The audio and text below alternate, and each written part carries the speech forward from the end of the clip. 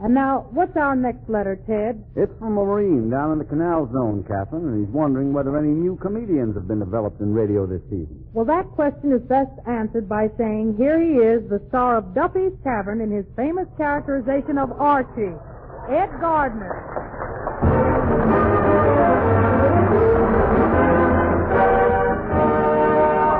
Okay. How are you, Archie? Well, I didn't think I was going to get away tonight after talking on the phone to Duffy.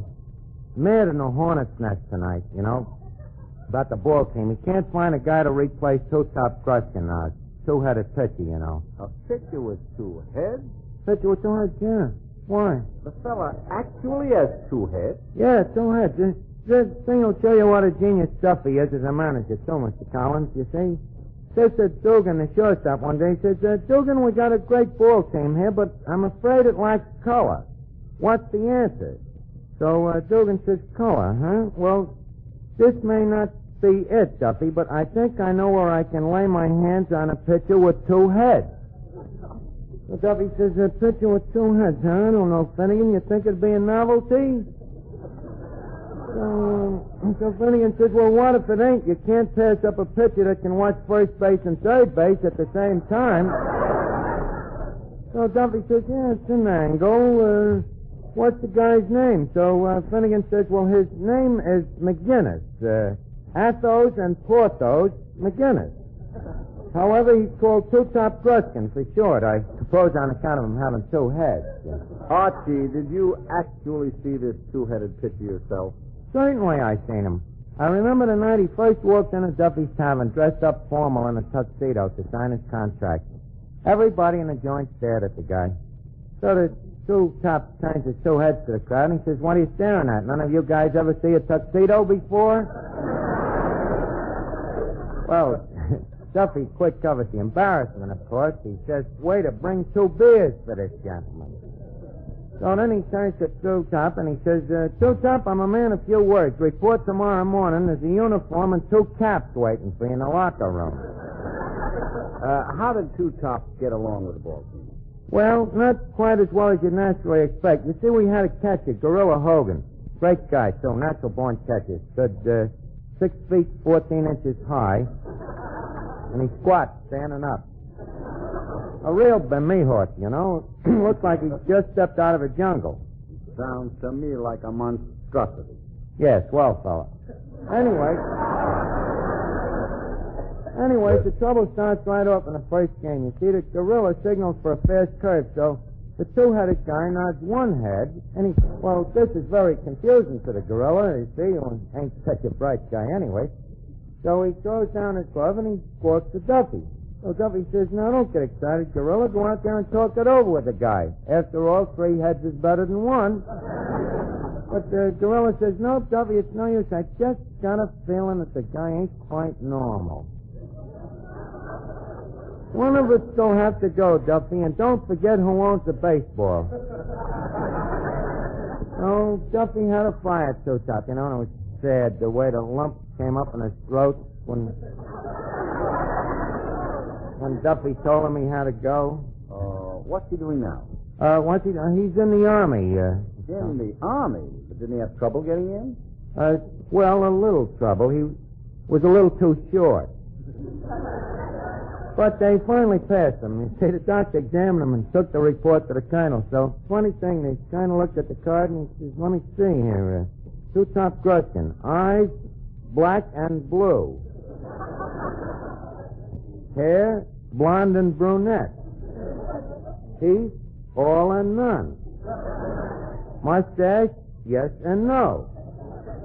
So the colonel says, this guy sounds like he's got 2 heads. So doctor says, yeah. So the colonel says, oh. So they took him in. Well, now tell me, didn't the 2 heads handicap him in the Army? Well, yeah, saluting was a bit of a problem for him. You know, left hand and all. But the main trouble was that the one head couldn't get no sweep. You see, they made the other head the bugler. I gather that he wasn't very happy in the Army, huh? Well, he wasn't entirely unhappy. You know, a lot of guys in the Army are lonely, but Guy like Two-Top always has each other. And Two had helped him in a lot of spots, you know. He was the only guy in the regiment could do eyes right and about face at the same time. You know? And the Two heads came in handy for publicity in the Army. They used his picture from the neck up. You know, the V for victory. Of course, the big advantage was on payday every month. He'd walk by the paymaster's window and draw $42. Tell me, how does the Army feed a guy like that? Well, if they don't, he can always quit and go back to his old job. And what was that? Watching tennis matches for Pat Day News.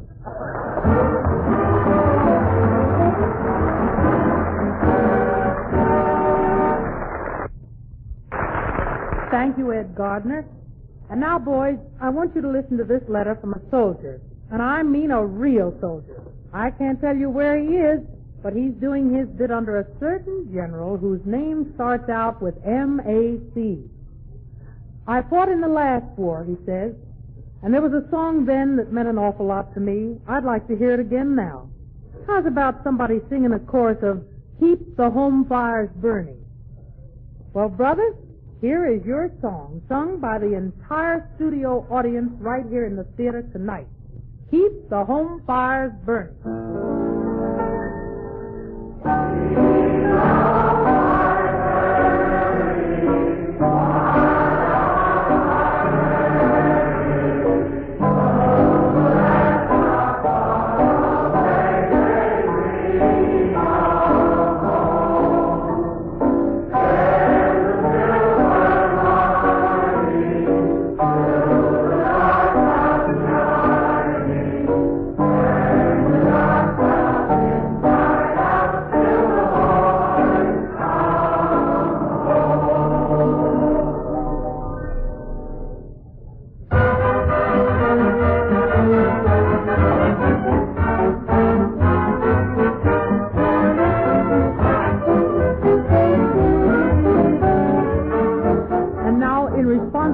From Private L.J.B. somewhere in the far north, we bring you the latest developments in the American sporting scene described by that ace of sports commentators, Ted Husing.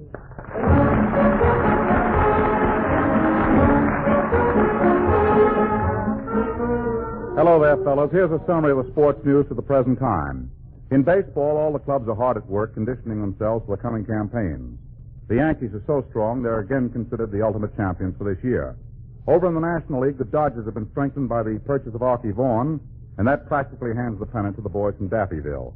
You know, men, that the president has just announced that he's in favor of continuing sports, particularly baseball, as a wartime recreational effort. And in the exhibition games played to date, it's rather amazing that all the clubs are showing mid-season form at bat and the field. In boxing, Joe Louis, who will meet Abe Simon at the end of the month and donate his entire purse to the Army Emergency Relief Fund, continues to prove that he is more than a fighting champion. He has endeared himself to all sport fans by his fight with Buddy Bear for the Navy Relief Fund and by his conduct in the Army. Jimmy Walker said of Joe, he laid a rose on Lincoln's grave. And Joe himself spoke a simple speech at the Garden the other night that made the fans stand up and yell back in applause. You know, nothing else in boxing matters, fellas, but Joe Louis. In track and field, Dutch Warmadam continues his amazing sky-high pole vaulting, and right now, at this moment in San Francisco, he's attempting to clear 16 feet. Greg Rice and Les McMitchell continue their hold on the 2 and 1 mile running championships, but Gilbert Dodds, a newcomer to the big time, is making it hot for both of them, and is the greatest sensation of the year. In horse racing, Al Sabb, last year's 2-year-old champion, has been lacking in speed as a 3-year-old this year, and when the Kentucky Derby comes around in May, some little-known nag is liable to take the run for the roses all for himself.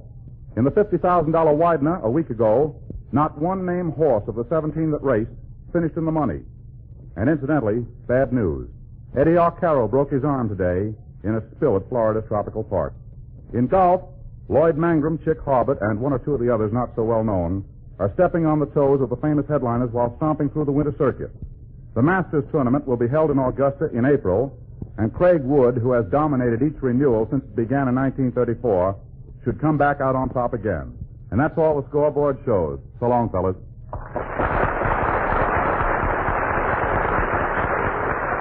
Ted Husing. Thank you very much.